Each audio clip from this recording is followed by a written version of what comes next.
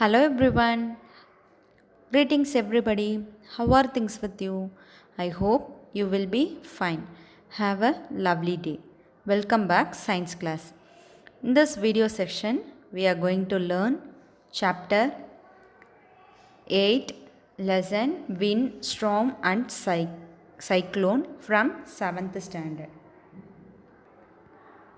This is lesson 8 wind, storms and cyclone.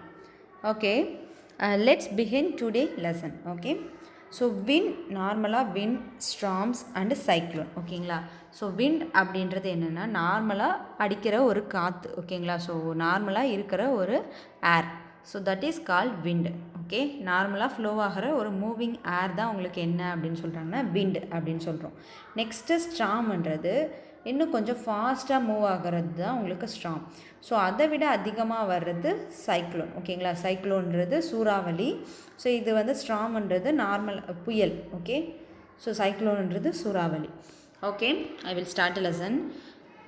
Orissa was hit by a cyclone with a wind speed of 200 km per hour. So ஒரிசாவில் 200 km per hour 18th October 1999 அன்னைக்கு இந்த மாதிரி cyclone வந்து ஒன்று attack பண்ணியிருக்கு.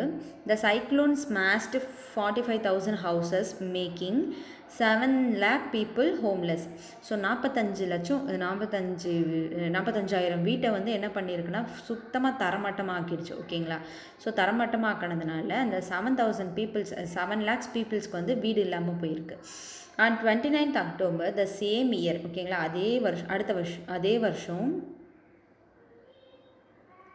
So அந்த 1999 October 29 அன்றைக்கி அதே வருஷத்தில் a second cyclone with wind speed of 260 km per hour hit Orissa again.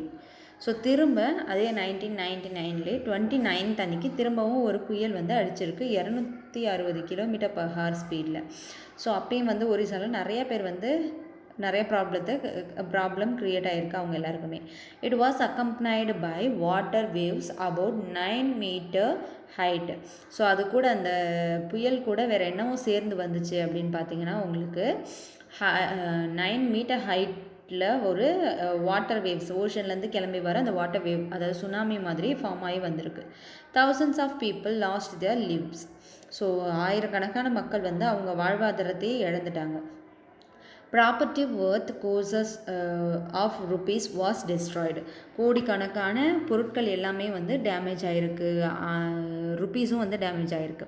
The cyclone affected agriculture, transport, communication and electricity supply. So அந்த சைக்ளோன்னால் என்னென்ன இழந்திருக்காங்கன்னு பாருங்கள். அக்ரிகல்ச்சர் அஃபெக்ட் ஆகிருக்கு, அதாவது விளைநிலங்கள் எல்லாமே பாழாக போயிருக்கு. நெக்ஸ்ட்டு டிரான்ஸ்போர்ட் வந்து ஸோ ஒரு இடத்துலேருந்து இன்னொரு இடத்துக்கு போகிற அந்த வெஹிக்கிள் ஃபெசிலிட்டிஸ் எல்லாமே வந்து டேமேஜ் ஆகிருக்கு. கம்யூனிகேஷன், ஸோ மொபைல் நெட்வொர்க் எதுவுமே இல்லை, அப்போ எதுவுமே எல்லாமே ஆஃப் ஆகிடுச்சு. டெலிவிஷன்ஸ் எதுவுமே செட் ஆகலை. நெக்ஸ்ட்டு எலக்ட்ரிசிட்டி சப்ளை, அதுவும் வந்து கட் ஆகிருக்கு. ஓகேங்களா, அதாவது கரண்ட்டும் வந்து இல்லவே இல்லை, அந்தளவுக்கு டேமேஜ் ஆகிருக்கு எல்லா பார்ட்ஸுமே. Okay, but what are cyclone? So cyclone அப்படின்றது என்ன? How are they formed? So அது வந்து எப்படி ஃபார்ம் ஆகுது? Why are they so destructive? So அந்த மாதிரி இருக்கிறது ஏன் அவ்வளோ வந்து ஆபத்தை ஏற்படுத்துது அப்படின்றத இந்த சாப்டரில் நம்ம பார்க்க போகிறோம். Okay, we begin with some activity involving air. This activity will clarify some basic features concerning a cyclone. So சைக்ளோனுக்கான ஒரு சில பேசிக் ஃபியூச்சர்ஸை பற்றி இந்த லெசனில் நம்ம பார்க்க போகிறோம். Okay, before we begin remember that the moving air is called the wind. So நார்மலாக மூவ் ஆகிட்டு இருக்க ஒரு ஏரை தான் நம்ம என்ன அப்படின்னு சொல்கிறோன்னா விண்ட் அப்படின்னு சொல்கிறோம். ஓகேங்களா, ஏர் எக்ஸட் ப்ரெஷர்ஸ், அதாவது காற்று அழுத்தத்தை செலுத்திக்கிறது. ஓகேங்களா, ஸோ காற்றுல நம்மளுக்கு அழுத்தம் இருக்குது அப்படின்றத இப்போ பார்க்க போகிறோம். Okay, when an activity involves heating, we be very careful. It is advised that such activity are performed in the presence of an elderly person from your family, or carry out this activity in the presence of your teacher. So இதில் நிறையா activities வந்து heat வச்ச மாதிரி set பண்ணி கொடுத்துருக்காங்க. ஓகேங்களா, இந்த மாதிரி ஹீட் வச்சு பண்ணுறதுனால உங்களுக்கு கையில் ஏதாவது டேமேஜஸ் ஏற்படலாம். ஸோ எல்டர்ஸ் இருந்தால் மட்டும் அதை ஃபாலோ பண்ணிக்கோங்க. Okay, you need to boil water in the following activity. Take a tin can with a lid. Fill it approximately half with water. Heat the can on a candle flame till the water boils. Let the water boil for a few minutes. Blow out the candle immediately. Put the lid tightly on the can. Be careful in handling the hot can, but put that can carefully in a shallow metallic vessel or a wash basin. Pour fresh water over the can. What happened to the shapes of the can? So ஆக்சுவலாக இந்த மாதிரி ரொம்ப heat பண்ணதுக்கப்புறம் இந்த can மேலே உள்ள தண்ணி ஊற்றும்போது இந்த மாதிரி தான் அதோடய ஷேப் வந்து சேஞ்ச் ஆகுது. அதாவது கூலிங் வாட்டரை போடும்போது இந்த மாதிரி தான் ஷேப் சேஞ்ச் ஆகும். ஸோ அதுக்கான ரீசன் என்ன அப்படின்னு பார்த்தீங்கன்னா, ஏர் வந்து நல்லா வந்து ஹீட் வந்து இன்க்ரீஸ் பண்ணும்போது அது ஒரு சில ப்ரெஷரை வந்து அப்ளை பண்ணுது. ஸோ ப்ரெஷர் அப்ளை பண்ணுறதுனால இந்த மாதிரி உங்களுக்கு செட் ஆயிருக்கு. Can you guess why the shape of the can get distorted? So இந்த மாதிரி கேன் வந்து ஏன் இந்த மாதிரி ஷேப் வந்து சேஞ்ச் ஆகிருக்கு, எதனால் இந்த மாதிரி ஒடுக்காயிருக்கு அப்படின்றத மெயின் ரீசன் என்னென்னா ப்ரெஷர் அப்ளை ஆகிறதுனால. If you cannot get a tin can, take a soft plastic bottle, fill it with hot water, empty the bottle and immediately cap it tightly. Place the bottle under running water. So hot வாட்டரை உள்ளே ஊற்றிட்டு close பண்ணிவிட்டு அதை running வாட்டரில் டேரெக்டாக விடும்போது இந்த மாதிரி ஷேப் வந்து சேஞ்ச் ஆகும். Okay, recall now some your experience when you fly a kite. Does the wind come from your back help? So guide வந்து பறக்க வச்சிங்கன்னா அதுக்கு மெயினாக ஹெல்ப் பண்ணுறது அப்படின்னு பார்த்தீங்கன்னா உங்களுக்கு ஏர் தான். If you are in a boat, it is easier to row it if there is wind coming from behind you. So அதே மாதிரி வந்து அவங்களுக்கு வந்து போட் வந்து நீங்கள் போட்டில் வந்து ரைட் பண்ணிகிட்டு இருந்தாலும் ஸோ அந்த போட் வந்து மூவ் ஆகிறதுக்கு ஓகேங்களா ஏர் தான் வந்து ஹெல்ப்ஃபுல்லாக இருக்குது. Do you find it difficult to ride a bicycle against the direction of the wind? விண்டு வந்து ஆப்போசிட்டில் வந்துட்டுருக்கு, ரொம்ப ஃபாஸ்ட்டாக இருக்குன்னா அதுக்கு ஆப்போசிட்டாக நம்மளால் என்ன பண்ண முடியாது, ஒரு வெஹிக்கலை ஃபாஸ்ட்டாக வந்து மூவ் பண்ணவே முடியாது. ஓகே,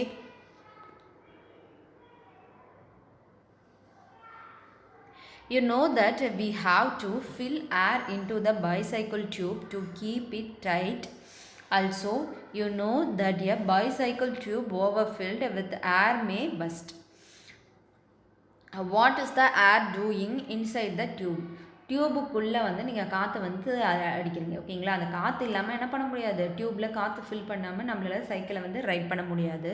அதே மாதிரி அந்த டியூப்பில் காற்று ரொம்ப கம்மியாக இருந்தாலும் நம்மளால் ரைட் பண்ண முடியாது, காற்று கம்மியாச்சுனாலும் ரைட் பண்ண முடியாது. அட் த சேம் டைம் ரொம்ப ஹையாக வந்து காற்றை வந்து இன்புட் பண்ணோம்னாலும் அப்போவும் உங்களால் என்ன பண்ண முடியாது, ரைட் பண்ண முடியாது. சைக்கிள் சீக்கிரமாகவே வந்து அந்த டியூப் வந்து பர்ஸ்ட் ஆகிடும் ஓகேங்களா, அதாவது வெடித்து கிழிஞ்சிரும். What is the air doing inside the tube? So அந்த இன்சைடில் டியூப் இருக்கிறதுனால தான் அது ஒரு பிளேஸ்லேருந்து இன்னொரு பிளேஸ்க்கு ரொட்டேஷனில் உங்களுக்கு ஈஸியாக வந்து மூவ் ஆகுது. Discuss with your friends how the air in the bicycle tube keeps it in shape. All these experience show that the air exert pressure. So காற்றுக்குன்னு ஒரு தனியாக வந்து அழுத்தத்தை வந்து ஏற்படுது, காற்று வந்து ஒரு அழுத்தத்தை ஏற்படுத்துது. It is due to this pressure that the leaves of tree, banner or flag flutter when the wind is blowing. So ஒரு விஷயம் பறக்குது, நார்மலாக வந்து ஏரில் ஒரு விஷயம் பறக்குது அப்படின்னு பார்த்திங்கன்னா ஒரு சில திங்ஸு, ட்ரீஸோட லீஃபு இல்லைனா வந்து பேனரு, ஃப்ளாகு, இது எல்லாமே வந்து அடிக்கிற காற்று மூலயமா தான் என்ன பண்ணுது, உங்களுக்கு இந்த பறத்தல் நிகழ்ச்சி வந்து நடத்திட்டுருக்கு ஓகேங்களா.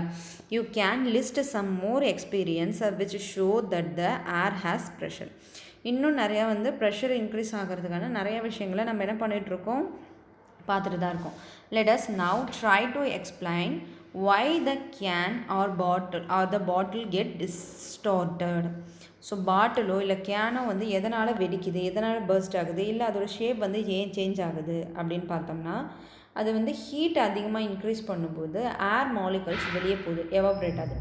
ஸோ எவாபரேட் ஆகி வெளியே போகும்போது வாட்டர் வேப்பராக தான் எவாபரேட் ஆகிட்டு வெளியே போகும். ஸோ அந்த வாட்டர் வேப்பர் உங்களுக்கு என்னவா ரொம்ப ஹீட் இன்க்ரீஸ் ஆக ஏர் மாலிகுல்ஸ் ஆக்சுவலாக ஒரு பிளேஸ்லேருந்து இன்னொரு பிளேஸ்க்கு ஃபாஸ்ட்டாக மூவ் ஆகுது. ஸோ இந்த மாதிரி ஃபாஸ்ட்டாக மூவ் ஆகும்போது உங்களுக்கு அதில் அதிகமாக ப்ரெஷர் இன்க்ரீஸ் ஆகுது.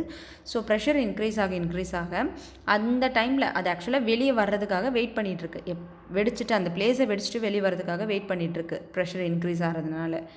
ஸோ அதில் போய்ட்டு நீங்கள் தண்ணி கூலிங்கான தண்ணியை வந்து ஊற்றும்போது அந்த ப்ரெஷர் வந்து என்ன ஆகுது, அப்படியே ஆட்டோமேட்டிக்காக ஃபுல்லாக வந்து அப்படியே ரொம்ப சுத்தமாக சுருங்கிடுது. ப்ரெஷர் ரொம்ப ஹையில் இருந்த ப்ரெஷர் அப்படியே அட் அ டைமில் என்ன ஆகுது, ரொம்ப ரொம்ப ரொம்ப ரொம்ப லோவாகிடுது. ஸோ இது மாதிரி ஃபாஸ்ட்டாக லோவாகும்போது உங்களுக்கு இந்த கேனும் வந்து சேர்ந்து சுருங்கிடுது. ஓகேவா, இதான் வந்து மெயின் ரீசன்.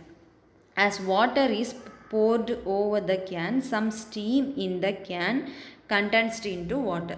ஸோ ஆல்ரெடி ஸ்டீம்லாம் இருக்கிற ஸ்டீம் வந்து உங்களுக்கு வாட்டராக வந்து என்ன ஆகுது, கண்டென்ஸ் ஆகுது இந்த கோல்டு வாட்டரை ஆட் பண்ணும்போது.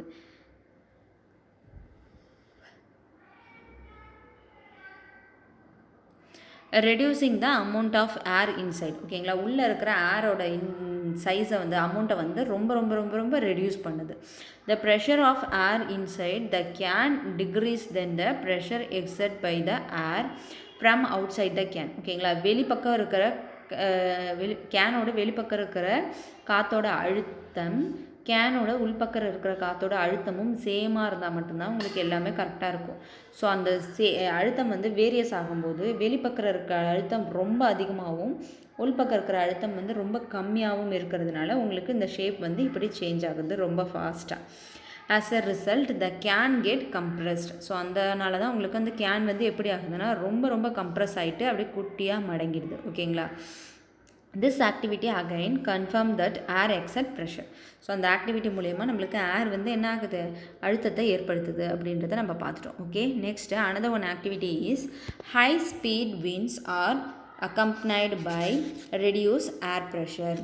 அதிவேகமாக வீசுகிற காற்று வந்து என்ன பண்ணுதுன்னா காற்று அழுத்தத்தை குறைக்குது. அதிவேகமாக வீசுகிற காற்று வந்து காற்று அழுத்தத்தை குறைக்குது. ஓகேங்களா, ஸோ அதிவேகமாக எந்த காசு வீசுது அப்படின்னு பார்த்தீங்கன்னா, இந்த மாதிரி ஒரு பாட்டில் எடுத்துகிட்டு அந்த பாட்டில் கேனில் உள்பக்கம் ஒரு சின்னதாக ஒரு ரோலிங் பேப்பர் வச்சு அதுக்கு ஆப்போசிட் டைரெக்ஷனில் இந்த ஹியூமன் பீயிங் இதில் இந்த பிக்சரை காட்டியிருக்க மாதிரியே வந்து ப்ளோ பண்ணணும், நல்லா ஊதணும்.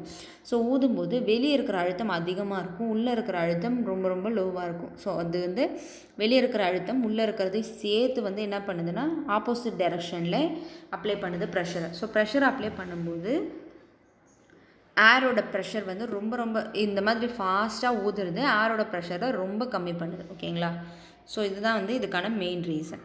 crumple a small piece of paper into a ball of size smaller than the mouth of the empty bottle. So அந்த எம்டி பாட்டிலுக்குள்ளே வந்து பேப்பரை ஒரு சின்ன பேப்பரை உருட்டி உள்ளே போட வேண்டியது தான். ஓகேங்களா, next hold the empty bottle on its side and place the paper ball just inside its mouth. ஓகேங்களா, ஸோ அந்த பேப்பர் பாலோட உள்ள இன்சைடில் என்ன பண்ணணும், இன்சைடில் லைட்டாக வந்து ஒரு பேப்பர் பாலை சுருட்டி உள்ளே வச்சிட வேண்டியது அதோட மவுத்தில் எண்டிங்கில். Now try to blow on the ball to force it into the bottle. So பாட்டிலுக்குள்ளே அதை தள்ளுற மாதிரி ரொம்ப ஃபோர்ஸாக வந்து அந்த ஏரை அப்ளை பண்ணணும். Try the activity with bottle of different sizes. Challenge your friends if they can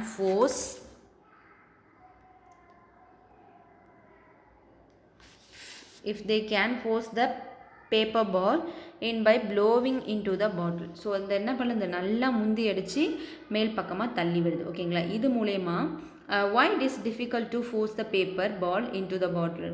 so பாட்டிலில் உள்ளே தள்ளும்போது கொஞ்சம் கஷ்டமாக தான் இருக்கும். நல்லா ஊதி தள்ளும்போது என்ன ஆகுதுன்னா அந்த ப்ரெஷர் வந்து என்ன ஆகுது, இருக்க ரொம்ப ரெடியூஸ் ஆகிட்டே வருது. ப்ரெஷர் ரெடியூஸ் ஆக இங்கே தள்ளுற காற்று ஃபாஸ்ட்டாக அடிக்கிறது வந்து உங்களுக்கு ரொம்ப ப்ரெஷரை கம்மி பண்ணுறதுனால இது வந்து உள்ளே ஓரளவுக்கு கொஞ்சம் போக முடியுது. இல்லைனா அவ்வளோ சீக்கிரத்துக்கு இன்சைடில் போகவே போகாது. Okay, so okay students, that's the end of our topic. If you have any doubt, please leave a question in our WhatsApp group. Remaining we will see later. Thank you students. Thank you to all. Happy learning.